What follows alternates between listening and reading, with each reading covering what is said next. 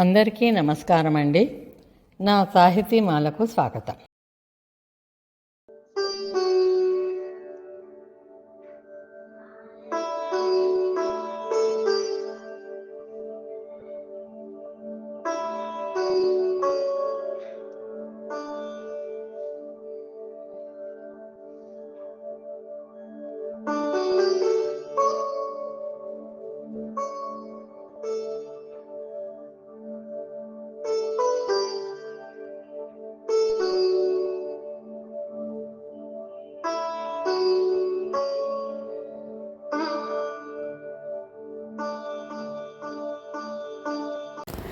బ్రహ్మోత్సవాల్లో భాగంగా రెండవ రోజు ఉదయం కళ్యాణకర్తలు ఆలయంలో హోమాలు నిర్వహిస్తారు.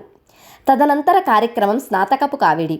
సాధారణంగా మన వివాహాల్లో వివాహానికి ముందు వరపూజ అని జరపటం పరిపాటి. దీనినే వరపూజ, స్నాతకపు కావిడి, తోట సంబరం అంటూ రకరకాల పేర్లతో పిలుస్తూ ఉంటారు.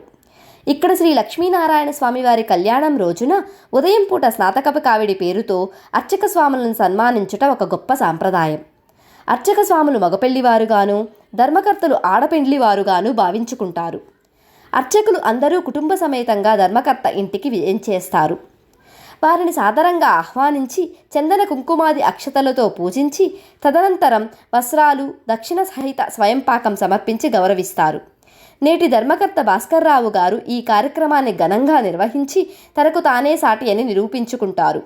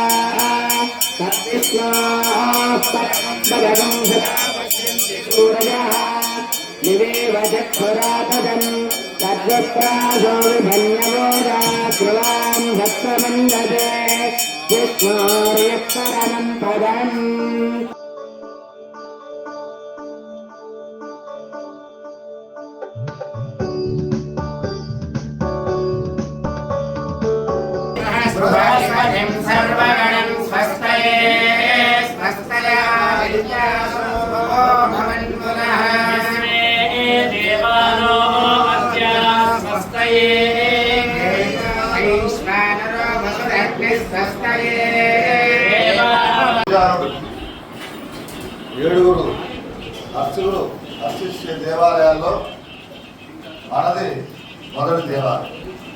అలాగే చాలా దేవాలయాల్లో ఏడుగురు మించి ఉంటారు ఎక్కువగా. సప్తదశి పూజ అని ప్రతిరోజు కూడా ఏడుగురు వచ్చి పూజా కార్యక్రమంలో వాడి యొక్క పూజా విధానంలో ఒక అర్చన కూడా బిందుగించవని ఇవన్నీ ఈ దేవాలయంలో ఇప్పుడు ఎట్లా బిందు యుద్ధాలు తీసుకొస్తున్నామో, ఎలా కావేరి నదిలో నుంచి గజని మీద ఎట్లా అంబారిలోంచి వస్తాయో అట్లాగే మనకు కూడా పూర్వం నదుల్లోంచి నీరు తీసుకురావడం, అర్చన చేయడం పూర్వకాలంలో బాగా జరిగినటువంటి సంఘటన. పూర్వకాల అర్చన దేవాలయంలో అలా జరుగుతుంది. ప్రతి సంవత్సరం కూడా పోతనాడు ఎంతమంది ఉంటారు, మేము ఎక్కువ కూడా 5 ఉండేవాడు అర్చకులు. ఇప్పుడు మా బాలం తీసుకుంటాం సప్తదశి పూజ ఇవాళ దేవాలయంలో మన దేవాలయంలో ఉండే అర్చకులు అందరూ కూడా ఈరోజు ఈ కార్యక్రమానికి అప్పుడైతే ప్రతి సంవత్సరం జరుపుతున్నారు. ఇవాళ ఈ సంవత్సరం అందరూ కూడా వచ్చి పాల్గొన్నారు. అది మీ అదృష్టం నిజంగాను. అందరూ కూడా పాల్గొన్నారు.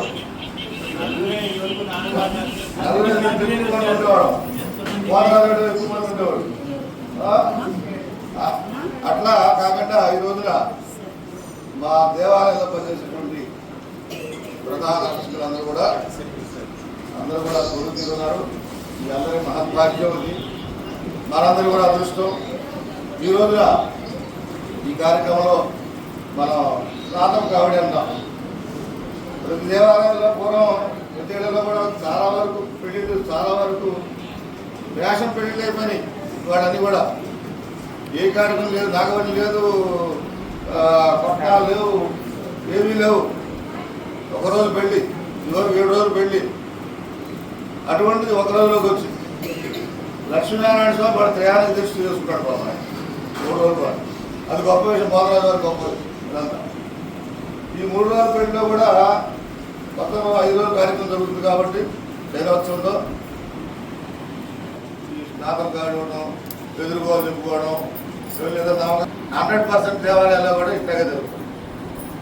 ఇక్కడ విశేషం ఏంటంటే మనకి చాలా భక్తి ప్రధానంగా ఎవరు కూడా ఏదో ఆయన అంత ఇచ్చాడా, ఇది ఎంత ఇచ్చాడా, లేదా అంత వస్తుందా ఇంత వస్తుందా అని ఆలోచన ఎవరికి లేదు, అర్చకుడికి లేదు, ధర్మకర్తలకు లేదు. భగవంతుడి మీద భక్తితో చేస్తున్నాం కాబట్టి అందరూ కూడా చక్కగా కార్యక్రమం నిర్విఘ్నంగా లేకుండా చక్కగా విధాలా ఆనందకరంగా జరుగుతుంది.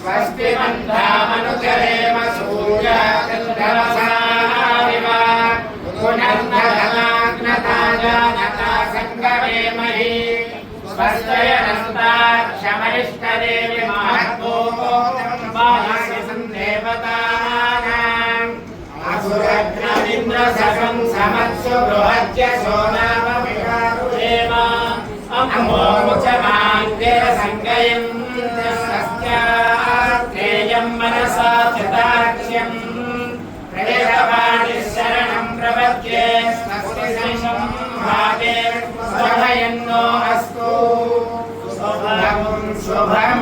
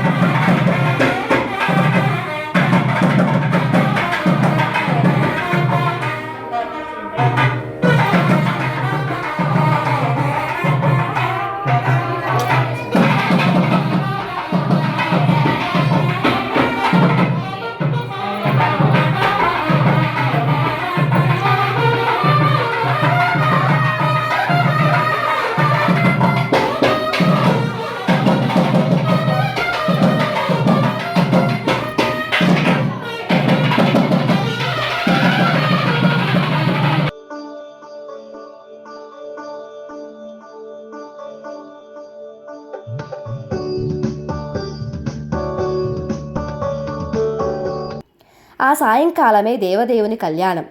సాంప్రదాయాన్ని అనుసరించి ఆలయం నుండి కోలలతో పల్లకి ధర్మకర్త ఇంటికి వస్తుంది. ఆ పల్లకిలో తలంబ్రాలు తాలిబొట్టు పెట్టి ముత్తైదువులు పూలు పండ్లు తదితర సామాగ్రి తీసుకొని పల్లకి వెనక నడుస్తూ మేళతాళాలతో ఆలయం చేరుతారు. అప్పటికే అక్కడ సిద్ధంగా ఉన్న ఉత్సవమూర్తులను ధ్వజస్తంభం వద్ద ఎదుర్కోలుకు సిద్ధంగా ఉంచుతారు. ఈ ఎదుర్కోలు సంవాదం సాధారణంగా అర్చకులే చదువుతారు. కానీ దానికి భిన్నంగా ఇక్కడ ధర్మకర్త బంధువులు లేదా భక్తులు చదవడం జరుగుతూ ఉంటుంది. ఆద్యంత ఆహ్లాదకరంగా చతుర సంభాషణలతో అమ్మవార్లు అయ్యవారి గుణగణాలను వర్ణిస్తూ సాగే ఈ ఎదుర్కోలు ఉత్సవం కళ్యాణం మహోత్సవానికి కలికితురాయి.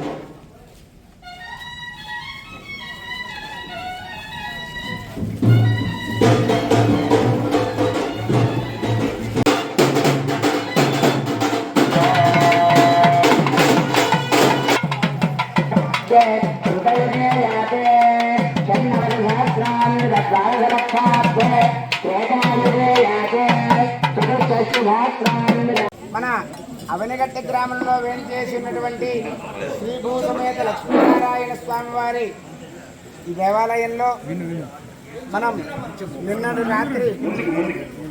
రాత్రి మనం ఉత్సవంలో భాగంగా ఈరోజు మొదటి రోజు స్వామివారి వైవాహికోత్సవం ప్రారంభంగానే ఉన్నది. మామూలుగా ఏదైనా ఒక పెళ్లి జరగాలి అంటే ఆడపిల్లవారు మగపిల్లవారు కలవాలి, మగపిల్లాడు కలవాలి. ఆ కలవడానికి ముందర ఎదుర్కోలు సంవాదం అనేది ఉంటుంది. అంటే ఒకరి యొక్క గుణగణాలు ఒకరు తెలుసుకోవాలి. కాబట్టి మా అమ్మాయి గొప్పదా, మీ అబ్బాయి గొప్పవాడా అనేటువంటి విషయాలు మన కృష్ణకుమారి గారు, లక్ష్మీ గారు ఇప్పుడు భక్తులు అందరూ ఇది ఇప్పుడు దాకా మొన్నటి దాకా అర్చకులు చెప్పేవారు, లేకపోతే ఆచార్యులు చెప్పేవారు. అలా కాదు, ఇప్పుడు భక్తులు మేము కూడా చెబుతాం, మేము కూడా ముందరికి వస్తామని వాళ్ళంతటా వాళ్ళే ఎవరి యొక్క ప్రమేయం లేకుండా వాళ్ళే ముందరకు వచ్చారు. ఈసారి మన కృష్ణకుమారి గారు, లక్ష్మి గారు ఈ ఎదుర్కోలు సంవాదాన్ని ప్రారంభం చేస్తారు. గోవింద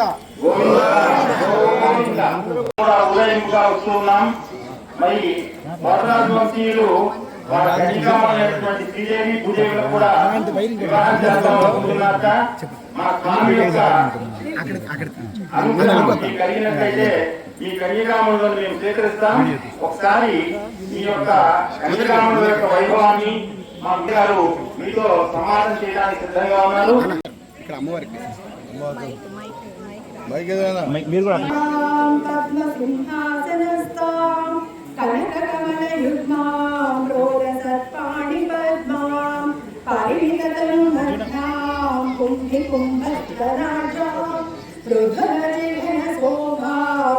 రాజలక్ష్మీ నమామి.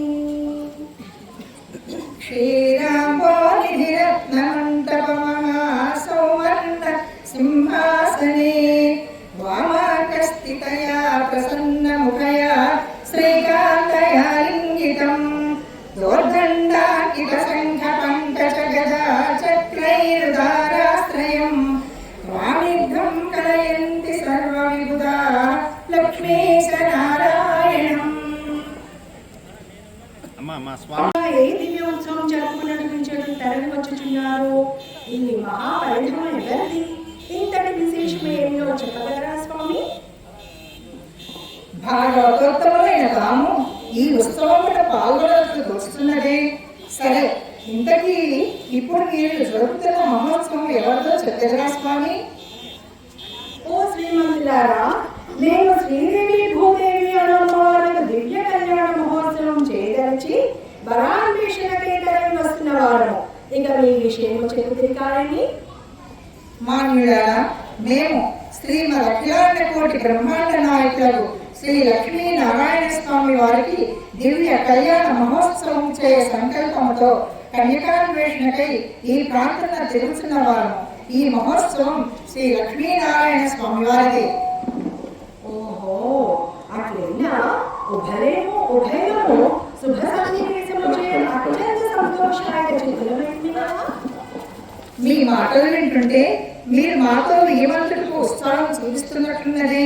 అట్లయినా మీ కన్యకామణుల పవిత్ర గోత్ర వంశ చరిత్ర విశదీకరించి మాకు శ్రవణానందమనర్చ కోరుచున్నాము. మాన్యధల్లారా, ముందుగా మీ వరుని పవిత్ర గోత్ర వంశ విశిష్టాన్ని ప్రస్తుతి చేసి మమ్ము ఆనందింపజేయలో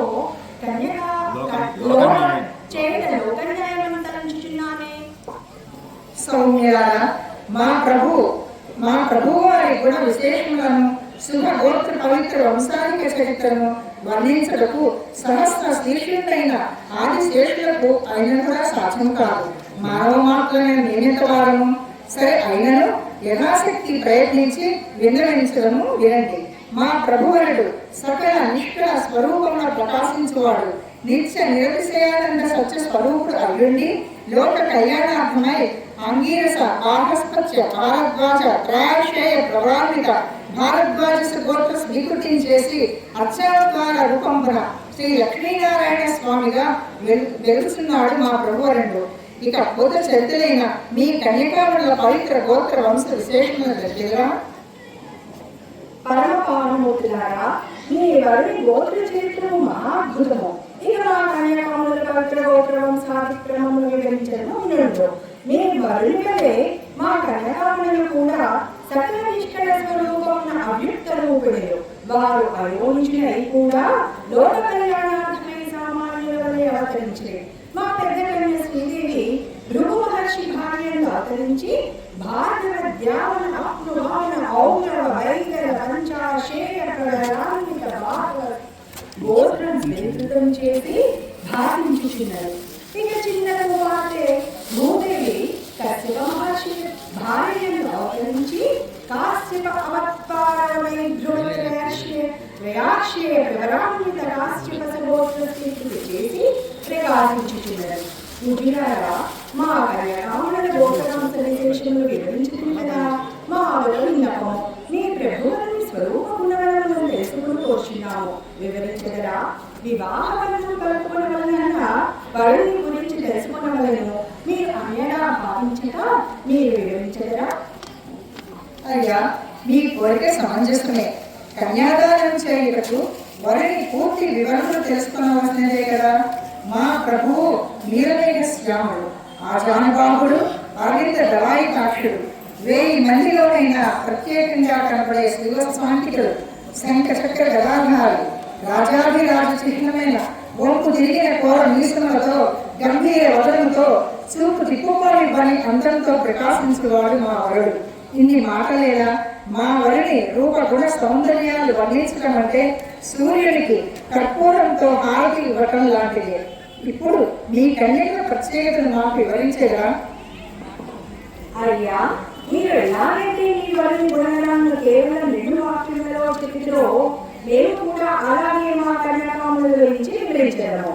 వారు నీలాకాశం నుండి వెలుగు తీగలవంటి వారు, మందస్మిత చంద్రము కలిమో గలవారు, కాటంకాది సర్వాభరణ పుష్పములైన తన్నేరం బింబంబులు గలవారు, సకల లోక పట్ట మహిషీ సామర్థ్య లక్షణములు కలిగిన సాత్వీమణులు, భక్త మనసెరిగి నచ్చుకును సాధ్వీమణులు.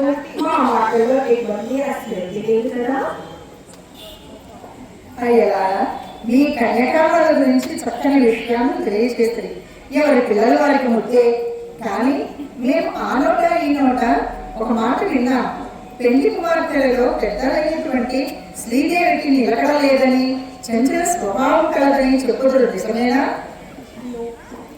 లోకులు కంపాకులు వారి మాటల్ని మీరు సందేహించడం వలన రామ రామ ఎంత మాట. గిట్టని వారు ఎవరో ఈ ఇంకా వస్తువులు మీకు చెప్పి ఉన్నారు. మీరు కదలికపోవటం ఏమిటి? ఆమె అనుగ్రహించు ఐశ్వర్యంలో కానీ ఆమె ఎంత మాత్రము కాదు. నీటిపై తేలినాడుతూ ఉండే తామర పుష్పములను నిశ్చలముగా ఉండి దివ్య తేజోరూపముతో ప్రకాశించి దీనికి ప్రబల సాక్ష్యము. ఇంతకన్నా నేను మీరు పుచ్చుకోవాల్సిన తెలియన్నది బాబు. మరొక సంగతి, మీ పెద్ద పిల్ల విషయంలో చెప్పారు. మరి మీ పెళ్లి కుమార్తెల్లో భూదేవిని మందమతి అంటారు. దాని సంగతి ఏంటి? అయ్యా, ఈ విషయంలో కూడా మిమ్మల్ని మోసగించడానికి ప్రయత్నించినట్టు తెలుస్తున్నది. మా భూమిలో అంత దయాసింది నేను వీటి మీద పడినా చెల్లించలేని ఇష్టలత్వం కలిగిన కన్యను మీరు చూసి ఉండరు. తనని ఆరాధించిన వాళ్లకు ధాన్య రాశులను కటాక్షించే మహాసాధ్వి తమ వంటి పెద్దలెవరో చెప్పిన మాట విని ఇలా అడుగుట సమంజసమేనా? సరే, మీ అనుమానములు మీకు ఉండట సహజమే. అవి నివృత్తి చేయవలసిన బాధ్యత మా మీద ఉన్నది. అలాగే మాకు కూడా మీ వలని పట్ల కొన్ని సందేహములు ఉన్నవి. ఉండుట సహజమే కదా. కన్నాకన్నిగా మేము కూడా కొన్ని వినట జరిగింది. మరి మా సందేహములు మీరు తీర్చెదరా? మీ పెళ్లి కుమారుడు యుద్ధములకు కాలు వాడనియో, అనేక అవతారములు కలిగి ఎత్తిన వాడనియో ఈరోజు చివరిగా ఒక సందేహం. ఇంతకీ ప్రస్తుతం మీ వరుడి నివాస స్థలం ఏమిటి? అయ్యా, మా వల్లి నివాస స్థలం గురించి వివరించే ముందుగా చివరిగా మాదొక సూచన. మన సాంప్రదాయంలో ఆడపడుచులకు అధిక ప్రాధాన్యం ఇద్దామనే సంగతి మీరు ఎదురడం కాదు. మా వల్లికి కూడా ఒక ఆడపడుచు ఉన్నది, భువనేశ్వరి దేవి. ఆమెకు కూడా సోదరుని కళ్యాణ సందర్భంగా ఏదేని లాంఛనం ఇవ్వకూరుచున్నాము. అలాగే ఇప్పుడు మీరు అడిగిన దానికి సమాధానం, మా వల్లి నివాస స్థలం అడిగారు కదా. సకల లోకములందుండే అఖిలాండ కోటి బ్రహ్మాండ నాయకుడికి ప్రత్యేక నివాస స్థలం ఎక్కడని చెప్పగలము. అయితే ప్రస్తుతం మా వరుడు కృష్ణావేణి మధ్యప్రదేశ్న దివ్యసీమగా ప్రసిద్ధి చెందిన దివ్యసీమలోని అవనిజాపురంగా ప్రసిద్ధి చెందిన అవనిగడ్డ గ్రామంన రథాకృతిలో శిల్ప కళాశోభితంగా నిర్మించబడిన ఆలయంన దశావతార మకర తోరణ మధ్య సాలగ్రామ శిలారూపంలో అర్చా స్వరూపుడై పరమ భాగవతోత్తములైన అర్చక స్వాములచే ఆరాధింపబడుతున్నాడు మా లక్ష్మీనారాయణ స్వామి. ఇంతకీ మీ కన్యకాండ నివాసం ఎక్కడో తెలుపగలరా? మీరు అన్నింటిలో ఆడపడుచు అర్థములు అంటారు కదా, మిమ్మల్ని తృప్తిపరచడం మా బాధ్యత. అలాగే మీరు ఎలా అయితే మా రత్నాలతో కూడిన ఆభరణాలను ఎంచుకున్నారో మీ ఆడపడుచును కూడా అలాగే సహకరించి మిమ్మల్ని సంతృప్తి చేయడం మా బాధ్యత. ఏమి ఆశ్చర్యం, మా కన్యకాములు కూడా ఈ అడిగడ గ్రామంలో భక్తి పారాయణ వచ్చే బాధితులై వాళ్లకు అష్టైశ్వర్యాలు కల్పించు చిరకాలం నుండి నివాసం ఏర్పరచుకుని ఉన్నారు. మా రాజలక్ష్మీదేవి భూదేవి అమ్మవారు. అయ్యా, శుభము శుభము. నేడు ప్రసిద్ధం మనమందరము ధన్యులమైంది. ఇప్పటికే కాలాతీతమైంది. వివాహ కట్టుకు దక్కించే వశిష్టాది పిట్లను పోలిన అర్చక స్వాములందరూ వేచి ఉన్నారు.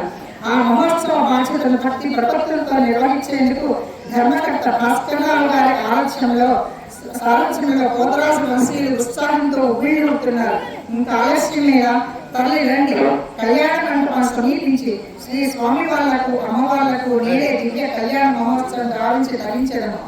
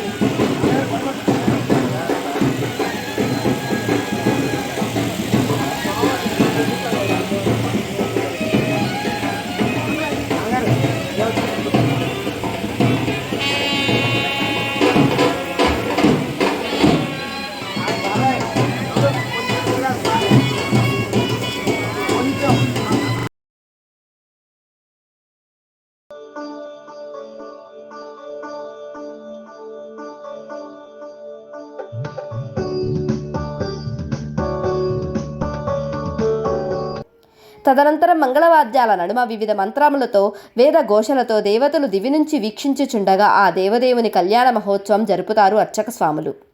చతుర్దశి గడియలు వెళ్లి పౌర్ణమి తిథి ప్రవేశించే ఆ సమయంలో పున్నమి చంద్రుడు తన తారకలతో కలిసి ఈ మహాద్భుత ఉత్సవాన్ని తిలకిస్తూ ఉన్నట్లు కనబడుతుంది. ఈ స్వామికి గల మరో విశిష్టత, ఎవరైనా వివాహం కాని వారు ఈ స్వామివారికి భక్తి శ్రద్ధలతో ప్రదక్షిణలు చేసినట్లయితే అతి శీఘ్రముగా వారికి వివాహం జరుగుతుంది అనేది ఒక నమ్మకం. వివాహ క్రతువు మొదలైన కాగానే పెండ్లి కాని యువతీ యువకులు ప్రదక్షిణలు చేసి స్వామివారికి తలంబ్రాలు పోస్తుంటారు. తీర్థప్రసాదాల వితరణ అనంతరము నీలారాజ్యలక్ష్మీ సమేతుడై స్వామి తిరిగి గర్భాలయ ప్రవేశం చేయటంతో రెండవ రోజు కార్యక్రమం ముగుస్తుంది.